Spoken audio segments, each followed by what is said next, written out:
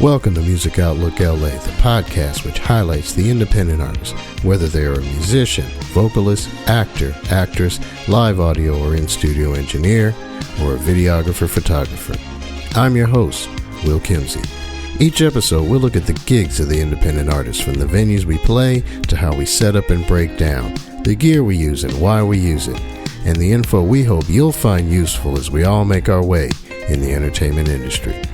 Music Outlook LA is brought to you by Kim Z Entertainment LLC. Go to kim-zentertainment.com to find out what they're doing for the independent artist. Kim Z Entertainment LLC. Independent entertainment done independently.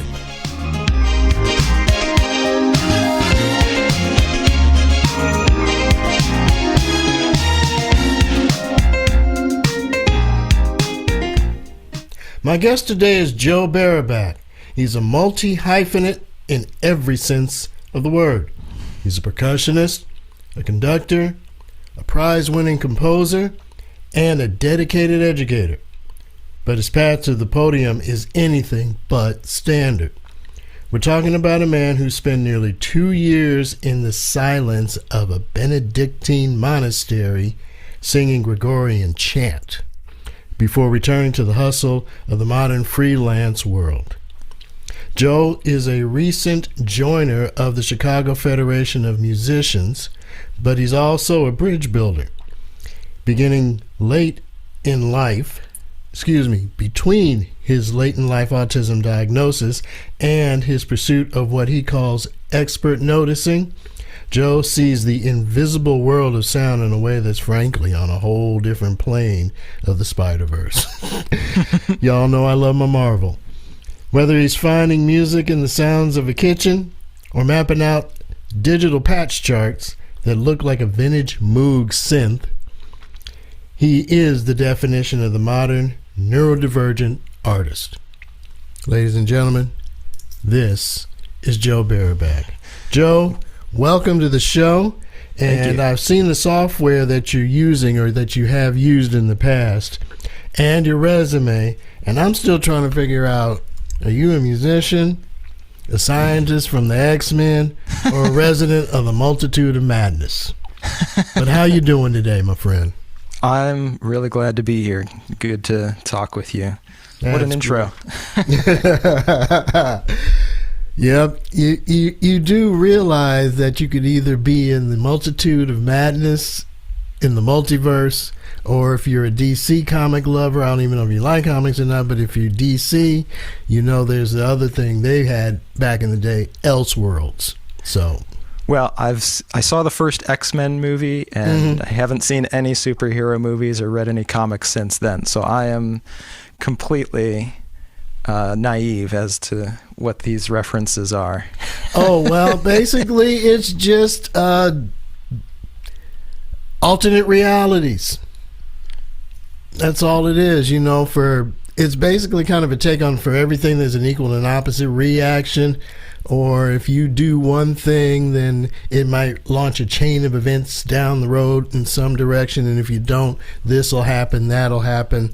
Kind of like the butterfly effect that people talk about. So, you know, you've got your Spider-Verse where you've got different versions of Spider-Man running around, the multitude of madness where every time something happens, there's a different version of somebody. So, you know, I'm just trying to figure it out. It's like, dude, you are just in paper and on digital.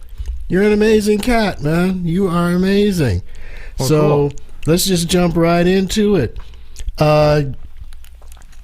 There was Music Outlook LA is about the gigs, the gear, and the info. So we're going to start right off the bat with your gigs, your performances, and your projects. We're going to get right into it with one of your originals called Poplar Creek. Yeah. It was a marimba piece for your marriage proposal. That's interesting. And when you perform a piece that's so deeply personal, does it change the way you execute the technique? Well, I definitely practiced the heck out of it because I wanted to have a good performance. But I got a little distracted because my wife, when I was making the proposal, didn't realize I was making the proposal. And it was during COVID. Yeah. And I got a little lost in that performance, but I had a very friendly audience. Good. So is the mental gig, if you will, different when the stakes are your own life story as opposed to a professional gig or a professional commission? It definitely is. I spend a good deal of my time working on personal projects such as that piece. And even when I have something I do professionally, I do try to bring some element of the personal to it, because when I listen back, if I don't have that personal connection to the music, it just sounds kind of flat. So there is a slight difference just in the fact that I'm not getting paid for writing a piece for my marriage proposal. So I don't have to do all of the figuring out of how this is going to work financially. But I did also have an ulterior motive for the piece. I thought, let me write a piece that'd be good for intermediate level marimba players who want to play with 4 mallets, and they don't want to play a super long piece. So that was what I had in mind for who might play the piece after me. But for the marriage proposal itself, it was just a matter of organizing the logistics of that day. I did happen to get stuck in an elevator trying to get that marimba to the location where I was proposing to her. Uh-oh. I'm glad to see you got out. I hope you weren't in there too long. About 30 minutes. Ooh. Ow. Yeah. Yeah. Wasn't on a high-rise building now, was it? No, it was at a Elgin Public Museum. That's where I'm originally from, Elgin, Illinois, outside of Chicago. Mm-hmm. And my sister was on the board of directors there, and they were all closed down during COVID, and she was able to open up the building for me. And I told my girlfriend at the time that my sister was letting us have a private tour of the museum, but I was actually setting up to make a marriage proposal to her that day. Okay. And glad you got out of the elevator to make your proposal. Cool. You got a song that's called a Prandial Triptych. I hope I said that right. Triptych, yeah. Triptych. Okay. A Prandial Triptych, which was born out of a sound walk. Mm-hmm. Where you were literally hungry. So if I understand that, you would just walk around and make sounds. Listen for them, record them, and capture them. I have that right? That's right. Yeah, this was actually, I think, like day 1 or 2 of electronic music 1 with Dr. Brian Pencrod at Northern Illinois. And he said, you're going to use the source material from walking around the School of Music, inside and outside, and then listen back to the sound walk and pick out cool sounds. So there's sounds in there like me drumming on a mushroom. There's me opening and closing a door. There's the sound of the marching band rehearsing outside, and all of it gets digitally manipulated, so it's not even really recognizable all the time for its original source. Right. And what music school is this for again? Northern Illinois University. All right. Cool. So now that we understand what the sound walk is, walk us through the gig of your daily life with autism. How do you transition from the sensory input, like the kitchen sounds or the drumming mushroom, into a formal stage performance? So, are we specifically talking about that piece or just in general? Either, both, in between. So I I'll just talk more about that piece, because one of the things that happens with me as an autistic person is that I get pretty fixated on a specific thing. So when I listened back to the final version of the first movement, I was like, well, this is great. This is before I eat, but I'm kind of curious about the sounds of when I eat and the sounds of after I eat. So I took it upon myself to make 2 more movements. That's why it's a triptych. Triptychs are like religious paintings that have 3 panels. You'll often see in a church Jesus in the center, John the Baptist, and Mary on either side of him, or Saint Joseph or something. But I took my microphones into the kitchen with me.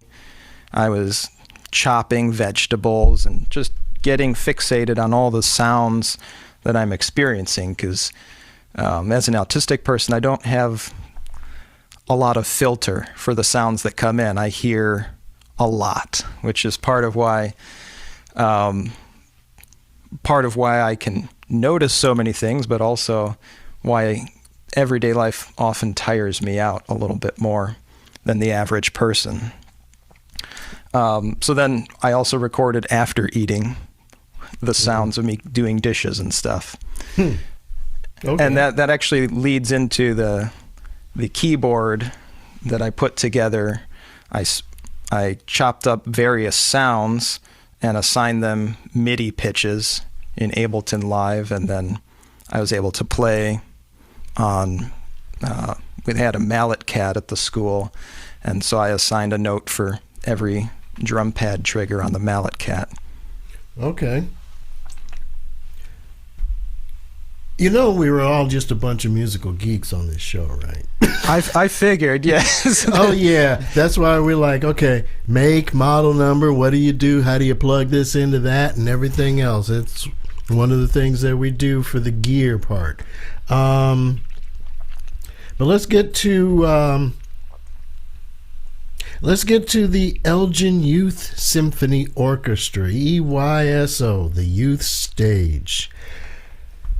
And with that, I understand that you lead multiple percussion ensembles with that particular organization.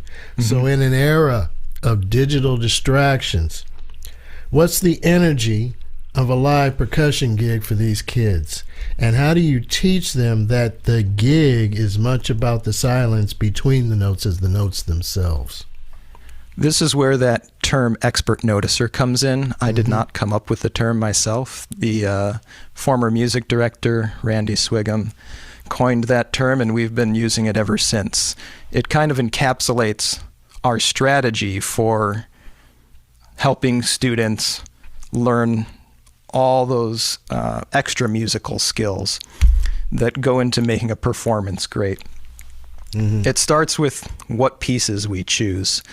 So as a percussionist and someone who's leading the percussion ensemble, I have so many pieces to choose from that really shock some of the students. And the pieces often call into question assumptions the students come into orchestra with or into chamber music playing. And I always have the goal of keeping students interested in this process of learning, taking ownership of their own education. And by the time they graduate, usually they're highly self-sufficient in their percussion ensemble rehearsals. So I got a group of seniors there right now. They lead their own rehearsals. They've become so self-sufficient that they got deeply involved in choosing the music as well. And it's just such a joy to watch them take off and start contributing their own creative ideas to the world of music. I went to Berkeley, and we had professors, many of, it's primarily a jazz school, but within the last 1, 2, 3, I would say about 4 or 5 years, Boston Conservatory of Music is now part of the Berklee family. But all of the instructors stressed, especially when it came to improv, that the silence in between the notes is equally as important as the notes you choose. So I do agree with that statement, you know. It's okay to take a rest. It's okay to break for 3 or 4 beats before you go on to the next idea. You don't have to be a continual stream of notes and riffs and everything else. You can pause somewhere in the middle or at any point in time. Yeah, it's a really good thing. That's a really good. The other thing I do with the youth orchestra is I coach them in the orchestra section. So a big part of playing orchestra percussion is the space between the notes. Sometimes they'll just have a few notes for a 5 to 10 minute piece. So I make sure all the students have a score and learn to navigate the score. And sometimes if I'm in rehearsal and the conductor on the podium is rehearsing something with the winds or the strings, I have the students pull out the score and say, let's look at what it is that's giving that section trouble, so that they can be more informed about how the other instruments produce music, and then they're more informed when they get to actually make sound in the orchestra as well. Yeah. I learned classically when I first started as a keyboard player, piano obviously. But I found it was more helpful theoretically for me with the sight reading and everything else. I've done conducting and all of that, so I have read the big chart. But I guess not, but I guess you could say that, you know, I'm not completely limited when it comes to classical, but I'm more well versed in popular music. But to my point, and I didn't give you this one, but it makes me think of geez, I'm losing my train of thought here. In orchestras or jazz bands or anything else, you're telling a story. That's where I'm going with this. You're telling a story. And I noticed that in my years of music, that it's not even especially with the classical genre versus any form of the pop genre, no matter what. A story is still being told. Like if you take let's take one of the most famous classical pieces that every piano player has to learn how to play, Moonlight Sonata. Just the title itself implies a story.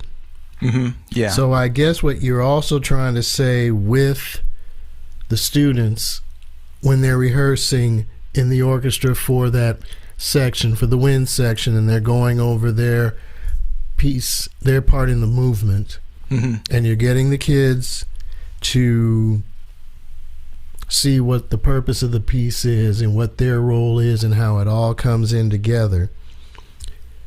You're also helping them to shape and tell the story, and that they're not just, you know, small little bit players in it. Every piece of the puzzle is equally as important, even if you don't have a major part in it.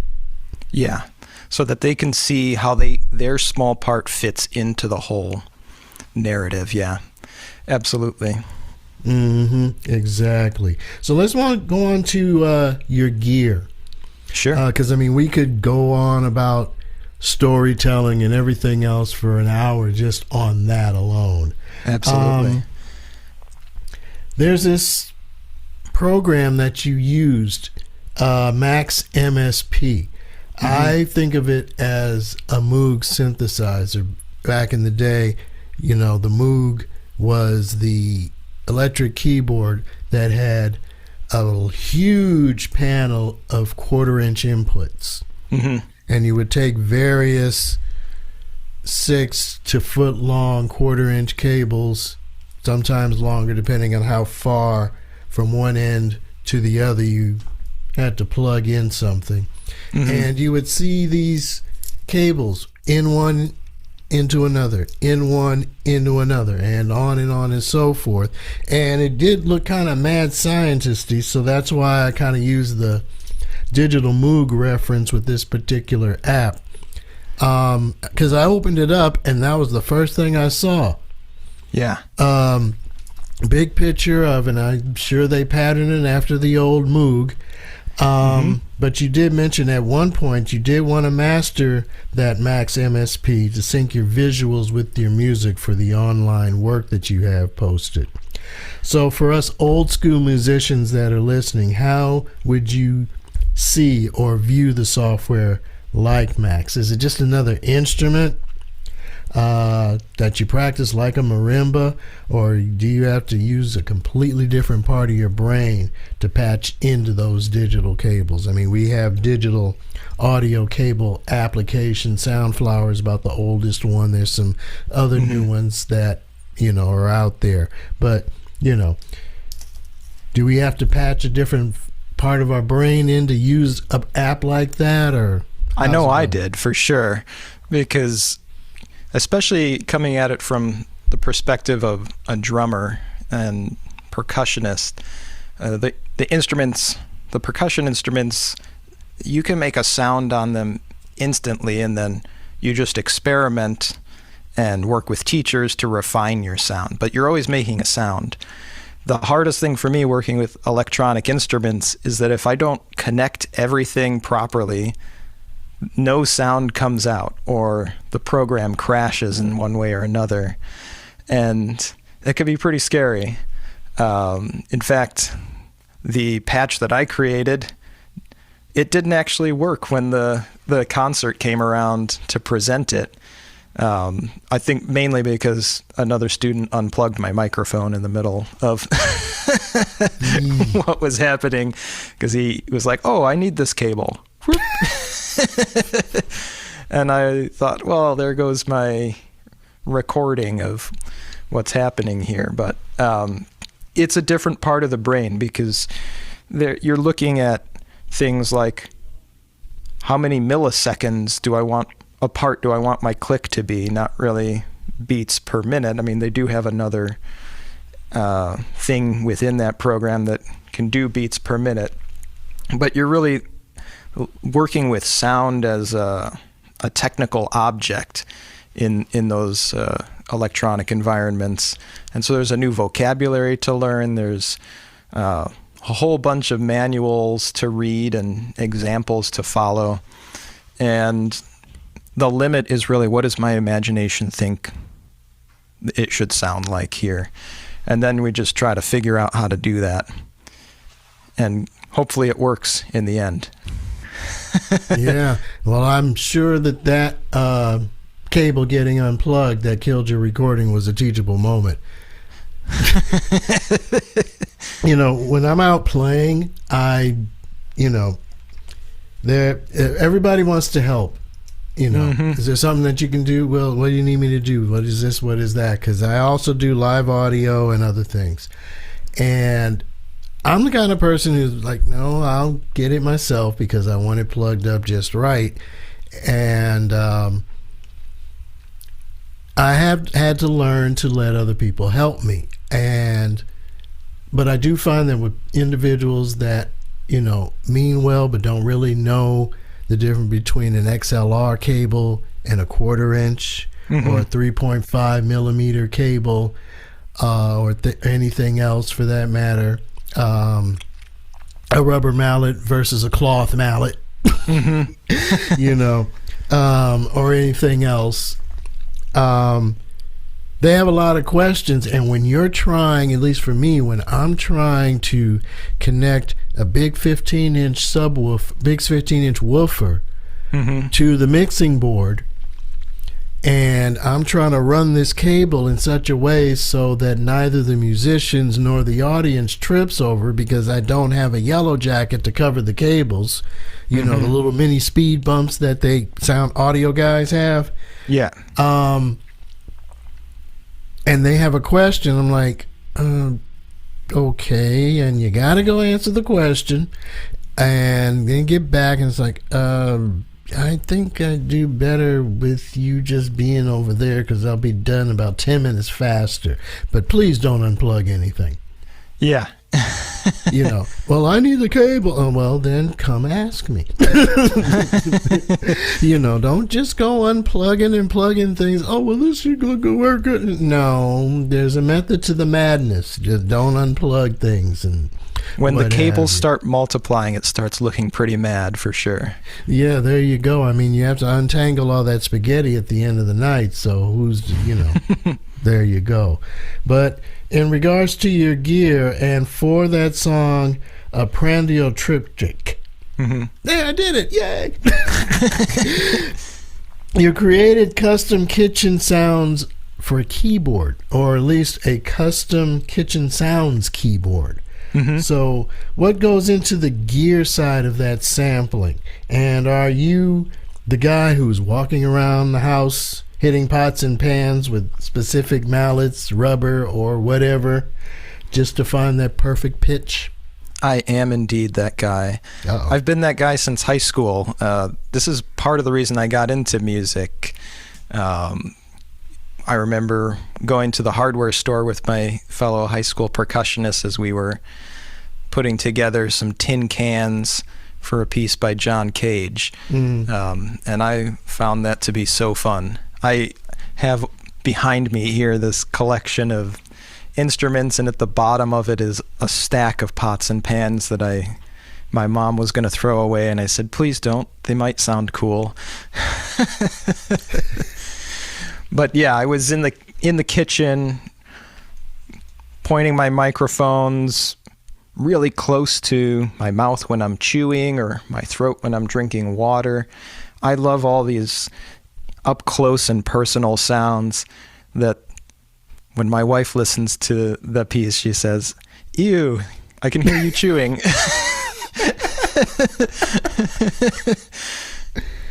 Wow.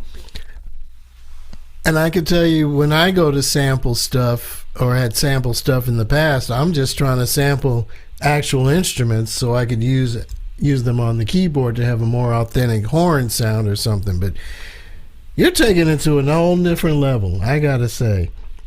So let's talk about the hardware for your kit, whether it be for an actual set or the percussive instruments that you use. So when you're performing, what are your go-to instruments? Are you a brand loyalist?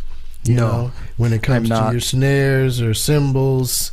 So I might find Zildjians and Gretches or anything else that I may never have even heard of. You might see a Remo head here or something. So yeah. Well, we're talking about, there's so many things. I actually pulled out a few things that I thought were going to be, I must show Will these things. I would like to see these things. First, I'm going to dive under my desk here where I have most of my cymbals stored. I'm going to pull up my collection of cymbals that I gathered while I was in high school to build out my ideal drum set cymbal sound, and they're all different brands. So I've got the first cymbal I bought.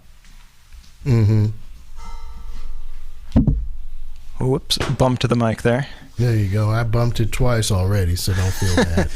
This is the first cymbal I bought here, the Sabian hand-hammered bounce ride, 20 inches. I love this cymbal, and it's now probably 25 years old and has really opened up and has a lot more splashiness to it than when I first bought it. The next cymbals I bought were these Istanbul Mehmet hi-hats. They're unlathed, so they have a pretty dirty sound, but I've especially fallen in love with the open hi-hat sound on these. All right. And the tone for these different cymbals, I mean, I'm just happy when the drummer is in the pocket. That's what most non-drummers want the drummer to be. In the pocket, not too loud. I do a funny story related to that if you're interested. Yes, I am. This was the first gig I did when I moved back to Chicago.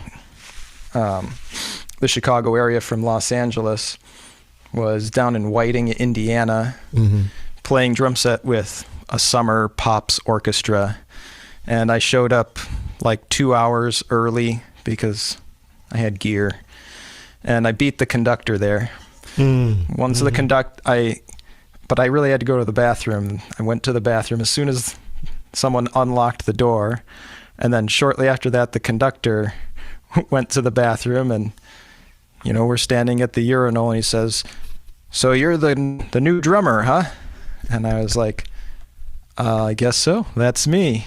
And he's like, "Well, you come from a long, illustrious line of drummers who play too loud and can't keep a steady beat. So who are you?" I said, "I'll just do my best to keep a steady beat, play at a balanced volume, and play whatever's on the page." Exactly. But other cymbals, I do have a Zildjian 17-inch fast crash, and I have this K Zildjian dark 10-inch splash cymbal that I love. The things that I use the most, though, I'm going to tilt my laptop screen down so you can see. Okay. I have these low volume cymbals, Zildjian L80s, they're called. They have a bunch of holes punched in them, and they're quiet enough that I can play full volume without earplugs on or hearing protection. But most importantly, when students come here for lessons, they can play as loud as they want, and I can still talk to them and give them instruction. When I was first teaching lessons with like full volume cymbals and drum heads, I would be like waving to the student, "Hey, I want to give you instruction. Can you stop playing for a moment?" But now with these L80 cymbals and the Remo silent stroke mesh drum heads, I can actually talk to them while they're playing, which is pretty awesome. So is this something that is, you plug it in, or is it rubber, or I'm just trying to visualize what's happening here. It's acoustic. Okay. So it's like shaped like a cymbal. It responds like a cymbal, but it's got a bunch of holes punched in it, so the vibration dies out really quickly. And the snare drum heads, or all the toms and kick drum and snare drum, they all have silent stroke heads. They're made of mesh. So there again, the air just escapes and the vibration dies out quickly, and it's a lot quieter than having regular heads and cymbals on. Interesting. I'm going to go look stuff like that up, because I've just seen things like this in performing, and I've always wondered and had a basic theoretical idea for the purpose of the holes in a cymbal, but you've explained it quite well. Thank you for that. Appreciate it.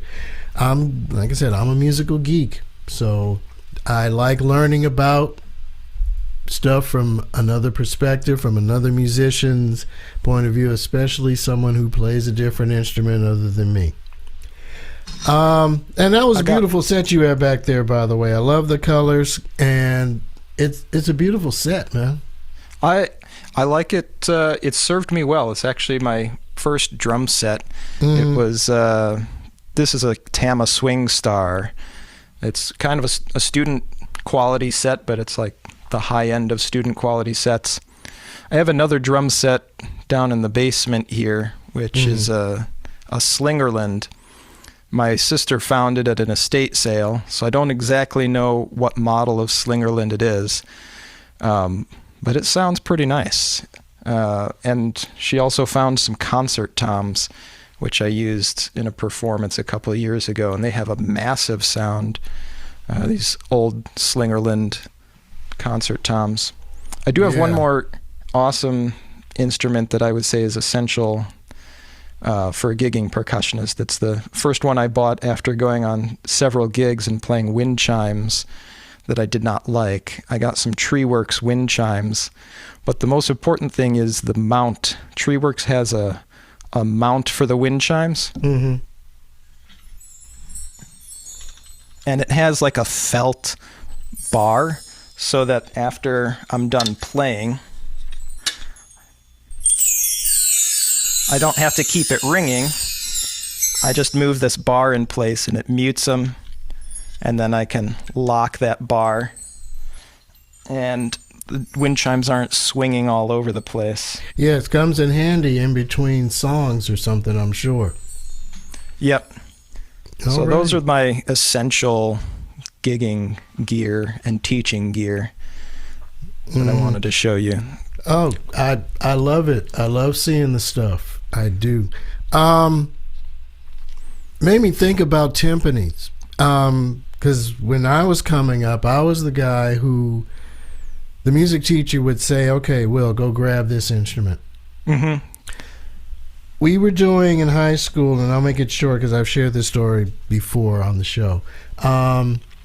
We were doing West Side Story in high school, and bass player was out sick. And I'm playing clarinet. Mm-hmm. I had clarinet and a bass clarinet, and because, you know, West Side Story is kind of getting into the jazz feel of things, big band jazz, that kind of thing. And so I had a little portable Casio synthesizer that the music teacher had, and I was playing some of the other parts that it required. And he says to me, well, the bass player's not here. I need you basically to go play bass. I have never played bass. Come on. And he just says, 4 strings, chromatic scale. There's the teaching book. I just need to hear the tone. I just need to hear the tonic. So now I'm introduced to the bass. I dabble at it, and one of these days I'll go get one and get better at it. And then he did the same thing with the oboe. Then then I had to go jump on a bassoon. So by the time we got ready to do West Side Story, I had my clarinet, bass clarinet, had a keyboard in front of me, had a bassoon, had an oboe, and the bass, the stand-up is bigger than me. I'm only 5'5".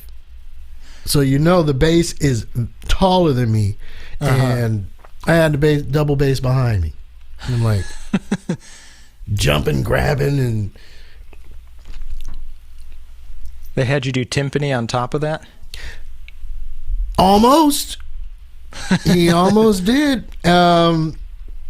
The timpani I got right away because I was going to ask you, that was where I was going to with this, was the timpani, if you had your own pair of timpanis. Folks, for those that don't know, the timpani has a very large pedal at the bottom. And what it does is it loosens and tightens the head so that you have specific tones coming out of it. I think, Joe, correct me if I'm wrong, but I think 2 of the most common pitches are, like, say, from the C major scale, where the larger timpani is tuned to the C and the higher one is to the G. Yeah, it depends. I mean, composers can choose to put the dominant, the G, either below or above. I think most often with C major, I see it below. Right. But a lot of times if you're playing something in G major, you'd have a G below the D. So, yeah, those are the most common pitches, especially Mozart, Beethoven, Haydn. You're almost always getting the 1 and the 5 of whatever key you're in. Actually, I had an embarrassing moment once in college in Los Angeles when I was playing with the debut orchestra there. We were playing a Georges Bizet symphony. And on my part, it said timpani in A and D. And then written on the staff was G and C. And I was like, well, maybe it's supposed to be G and C. Right. So I was playing in the rehearsal. I was like, this doesn't sound right. And the assistant conductor came over. He's like, this is one of those weird old timpani parts where you have to transpose to, they write G and C as tonic and dominant, and you have to change the pitch. So yeah, especially older pieces, 1 and 5. I noticed that the 1 or 2 times that I did play timpani, I was happy that there was a long enough pause that if I had to change the tone, I had ample enough time to do it.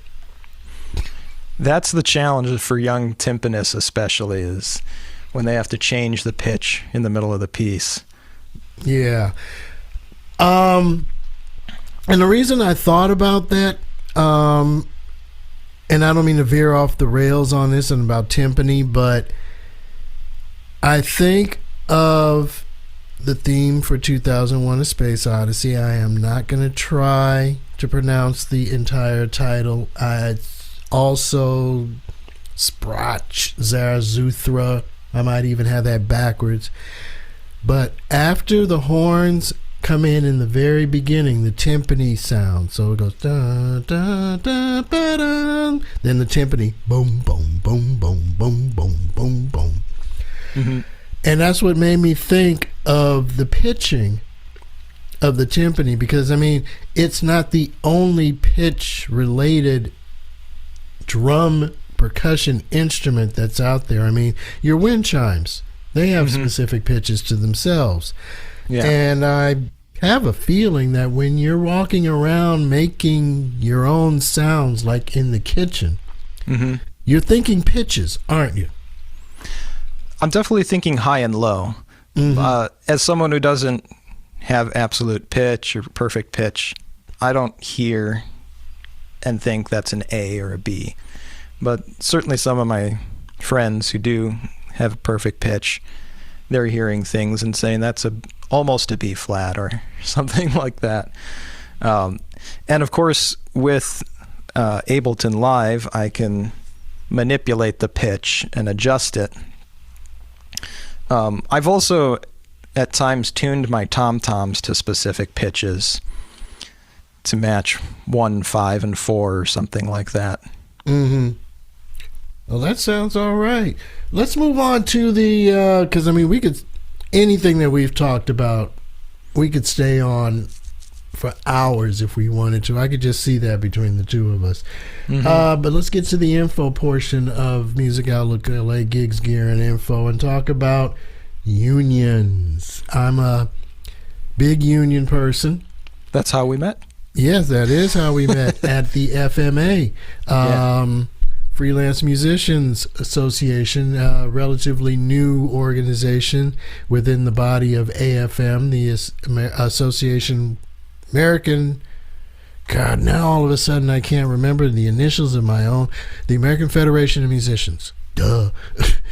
I'm out of Local 7, which is Long Beach, Orange County in California.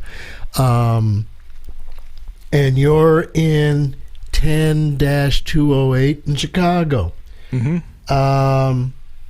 So my question is, after years of the high level work, like at DePaul and Colburn, what was your specific info or the realization that made you decide to join the union? Well, I went back to school to get a master's degree in music composition in 2023, and I still have the long-term plan of seeking out a doctorate and looking for teaching position in college, but that takes a long time. And in the meantime, I got offered a gig in February of last year to play the musical at the community college where I used to teach. And I had to do a double take when I read the email. It was sent out to maybe 20 percussionists in the area, and the head of the music department said the pay is $500 for the whole run. And I counted it up. There were 15 services for $500. And I thought, oh my goodness, how did he put me on this list? I used to teach there, and I'm a professional, so I had heard about the union numerous times throughout undergrad and at DePaul, and then my time at Colburn in Los Angeles.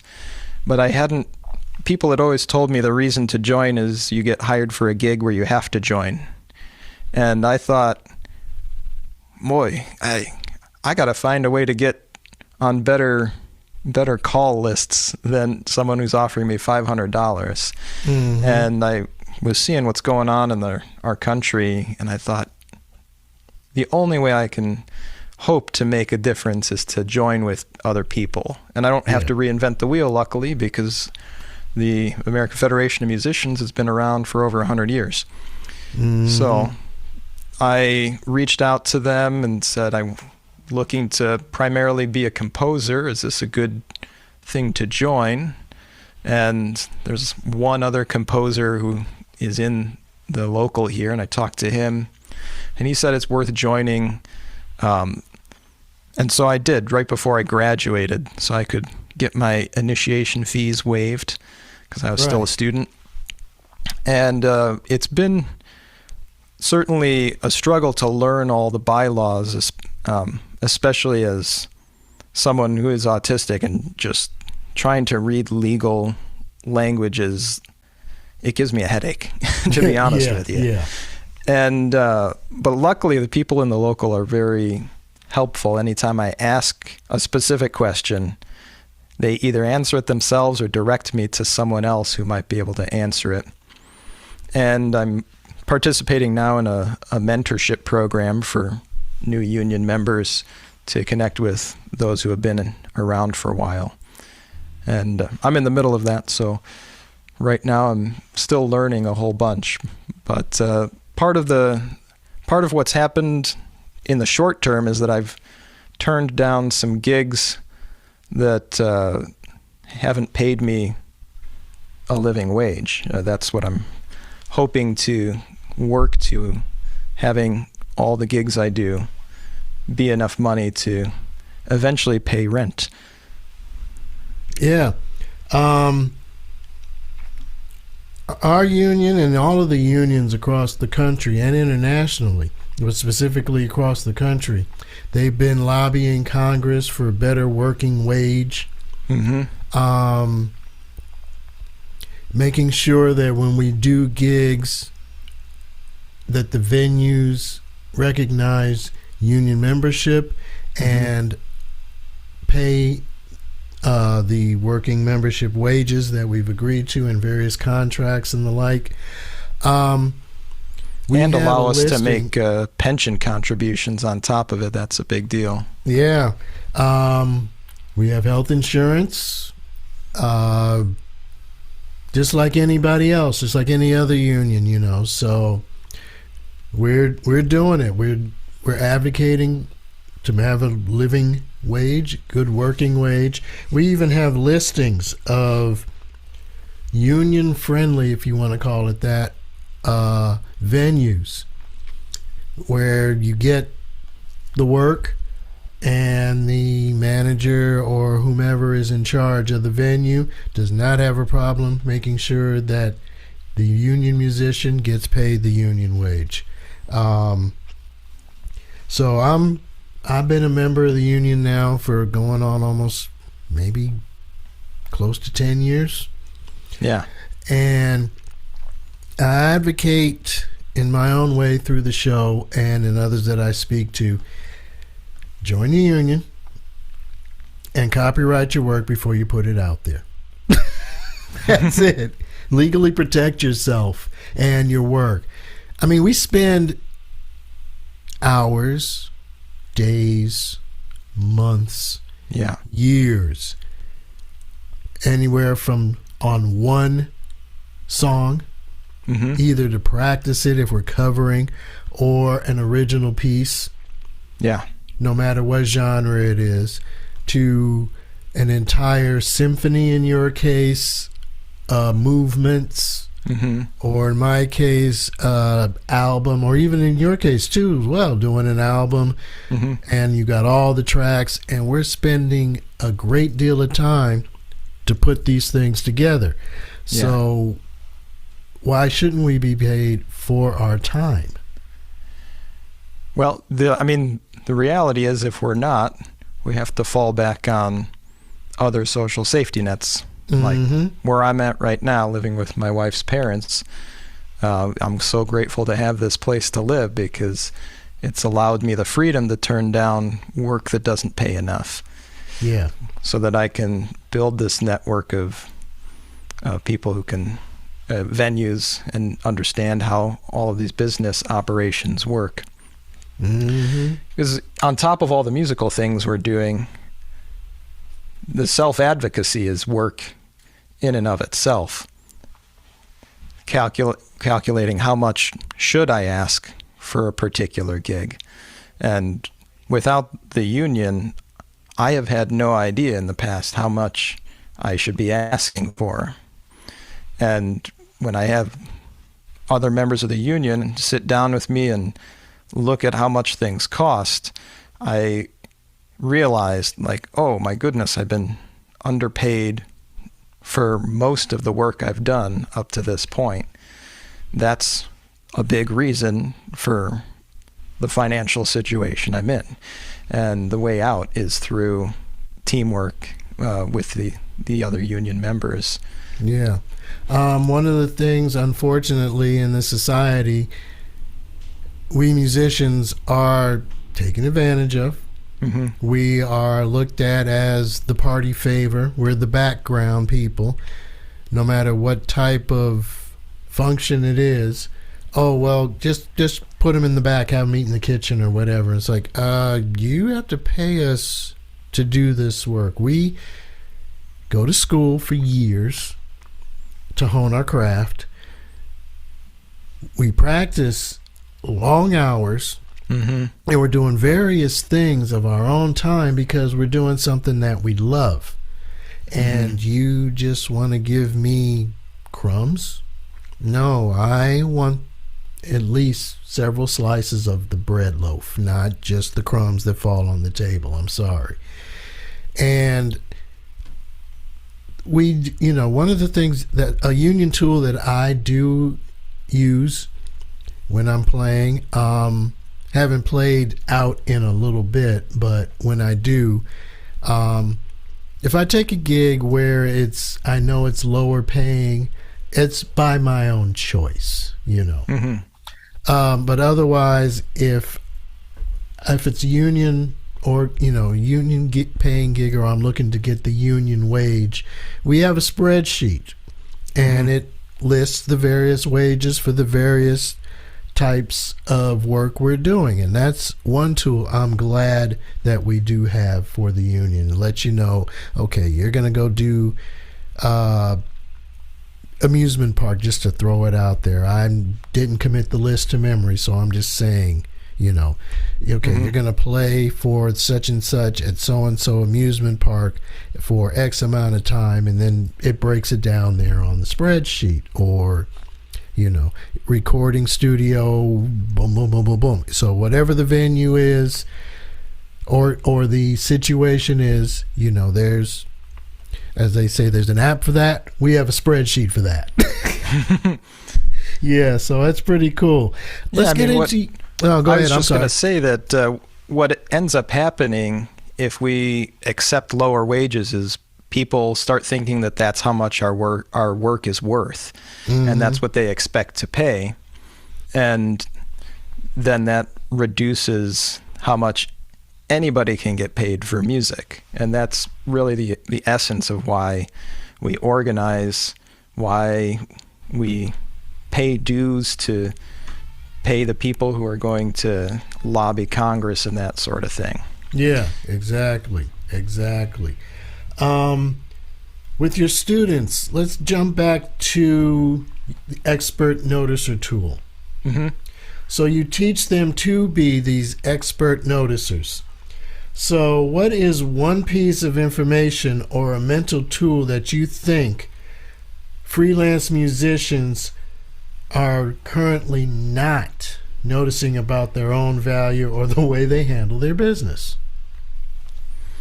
I speak mostly for myself here because having joined the union last year, I'm still learning about this. What I have come to learn, and I hope younger musicians of the next generation learn this as well, is exactly what I was alluding to before, that whatever I'm willing to accept for pay for this work is the set of social circumstances that the next generation is going to inherit from me. Right. And from all of us. And so I come into society when I did, born in 1987, and I deal with whatever the marketplace realities are in the time I live. And I have to advocate for when I'm advocating for myself, I'm really advocating for the next generation, for what I'm passing on to them. What is the state of music when the next generation comes around and is trying to enter the field of being a professional musician? Right. Because like you said, it is a chain, if you will. If this guy here accepts the wage at this particular venue or for this particular gig and it's lower than what others have gotten in the past, and others either hear about it and they say, well, okay, well, if he paid that guy that, then I'm going to pay the next guy I get. I'm going to pay them that. And it's all below the wage. And then it just catches up and catches up and catches up. Or even the musicians here that, oh, that's how much he paid me. And if you're a new guy, you're like, oh, well, that's what you get. Okay. No, you're being underpaid. Don't start the cycle. Start right at the bat. If the person or persons are not willing to pay you what you're worth, you don't have to do the work. You don't have to do the gig. Even if you're in college and you need experience, like that's something I didn't really understand when I was in college. I know looking back, I got taken advantage of on many occasions, and I'm not doing that anymore, basically, because I can see the chain that's happened from my own accepting low wages for the first several years of my career. Exactly. Just going to jump ship to this one. A lot of what you're doing is due to, I guess not due to, but for lack of a better word, as a result of your late stage autism diagnosis later on in your life. So on that, what information would you like to give to any of the young musicians out there who feel like they don't fit in to the social schmoozing mode, if you will, of the freelance world? And how can they make the industry work for them if they are also autistic or they just feel they're different?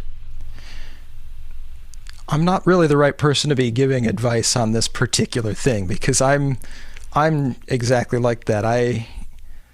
This is the biggest challenge that I've faced as a musician, and why it's been so helpful for me to learn that I'm autistic, is that those sorts of social interactions tire me out like nothing else.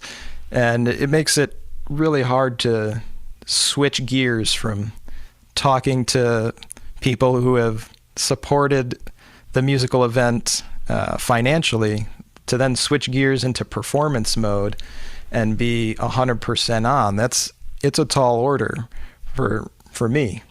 And one of the things that I've been doing is just telling people up front things like, I have trouble remembering names and faces. And that's a real detriment when you're meeting lots of people and you're trying to figure out which relationships to foster. So certain people, when I put them in my contacts, I add a description of where did I meet them, what work are they involved with, what's their area of expertise, so I can search in my contacts for that keyword and pull up a list of people. But as I say, I'm such a novice at meeting people and social schmoozing that I don't have much to offer in terms of wisdom here, because I'm still learning to do that myself. That's wisdom in and of itself. Ask me, that's wisdom in and of itself. So, on that note, Joe, I want to thank you ahead of time for being a guest here on Music Outlook LA, Gigs, Gear, and Info. And I always ask this final question of all the guests. What's in your car? In other words, what do you listen to when you're out and about? Excuse the cat here. She really wants to say hi. Aww. and your cat's name is? Chi. Chi. Hey, all Chi. right. How you doing there? I've got two dogs, Shih Tzu and a Shih Tzu mix. So Miles Davis and Quincy Jones. Oh, good names. Yes. I picked them myself. Excellent. And my wife's like, so what are we going to call them? And I told her, and she was like, okay. Well, she's got to create, question. She's a creative person herself. So she gets it. Yeah. But yeah, what do you listen to when you're out and about? This actually is another thing related to being autistic. I myself have 2 times in my life fallen asleep while driving. Oh, gosh. So I try to avoid driving as much as I can. And when I have a gig that requires me to drive, I really try to prepare with sleep and making sure I have some upbeat music in my car.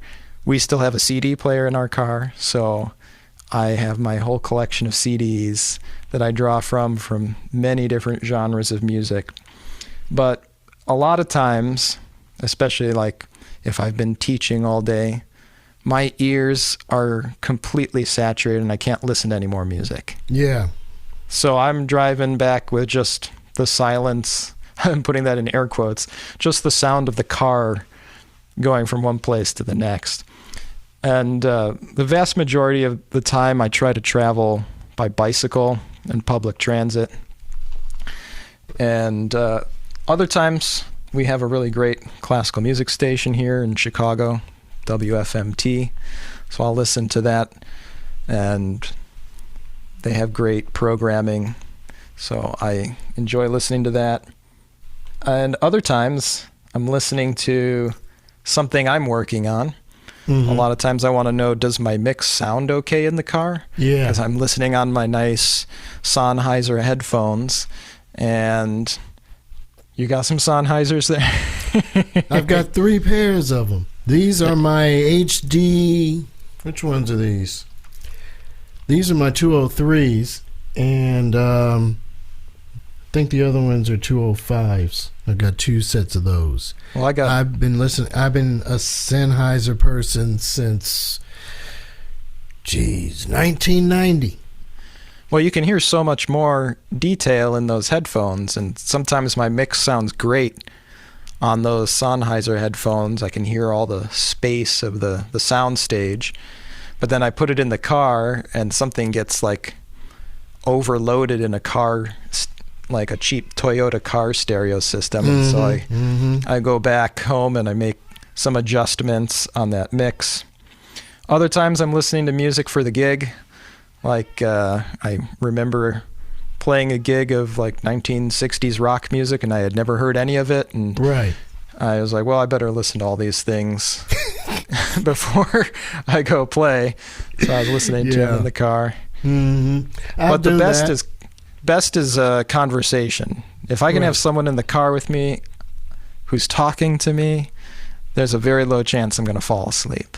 Yeah, be careful out there, folks. Joe, be careful out there. Get yourself some rest and keep doing what you need to do so that you can get from point A to point B in one safe, secure piece, please. That's my priority. I've learned to leave myself 20 extra minutes in case I have to pull over and take a nap. There you go. Because I had one of my guests can't listen to anything, before his gig at all. Another one listens to news. I personally will listen to the set list. Even though I've practiced it and listened to it, I'll listen to the set list on my way to the gig to make sure that I'm more familiar with it, because I will, even in pop music, I have my lead sheet, so it's just chord changes above the staff. If I have an important line that I have to play, I will write it out. And, on the staff itself, I will have hash marks, diagonal hash marks for the beat. So, your basic general lead sheet, if I'm in 4/4 time,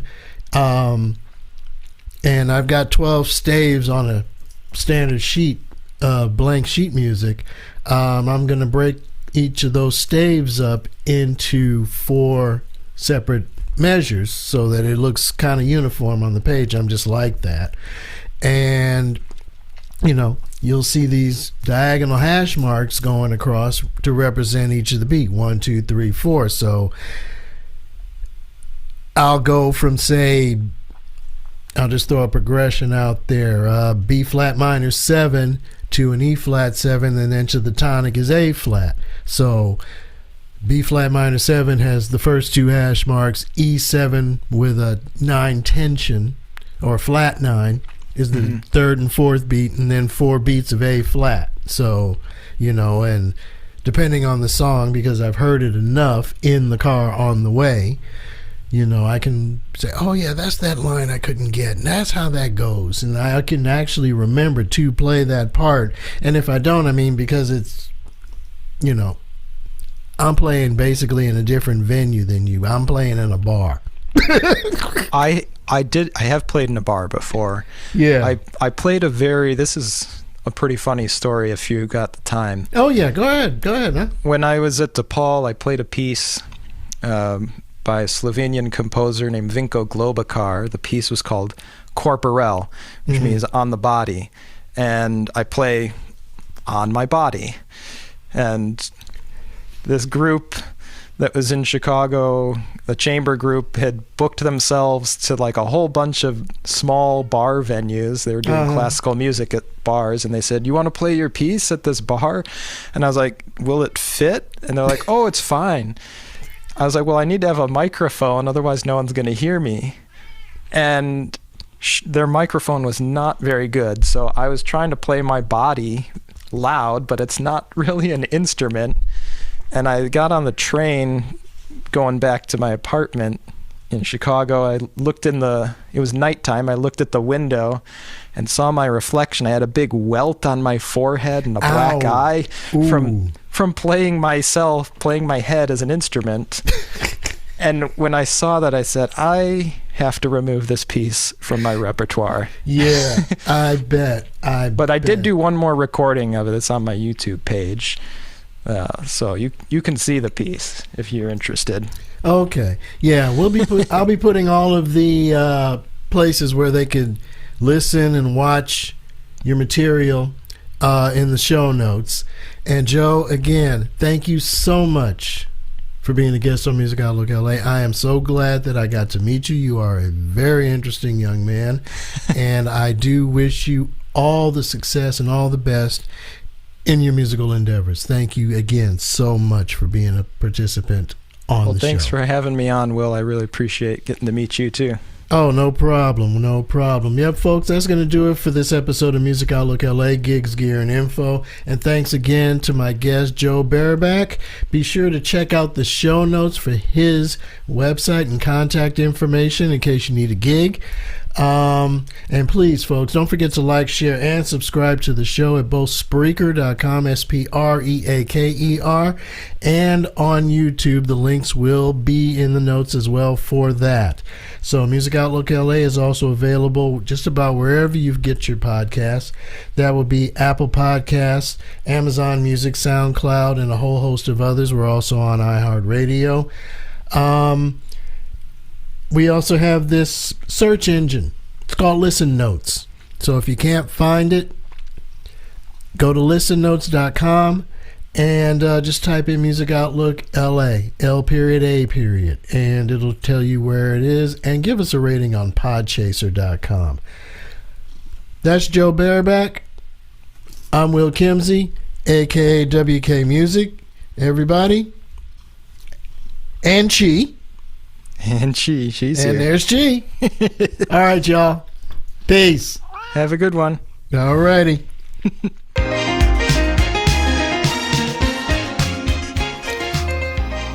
This podcast is both brought to you and produced by Kimsey Entertainment, LLC. Music Outlook LA is a copyrighted broadcast of Kimsey Entertainment, LLC. The views and opinions expressed on this show are not necessarily those of Will Kimsey or Kimsey Entertainment, LLC. Any rebroadcast, reproduction, or any other use of this product without the express written consent of Kimsey Entertainment, LLC is strictly prohibited.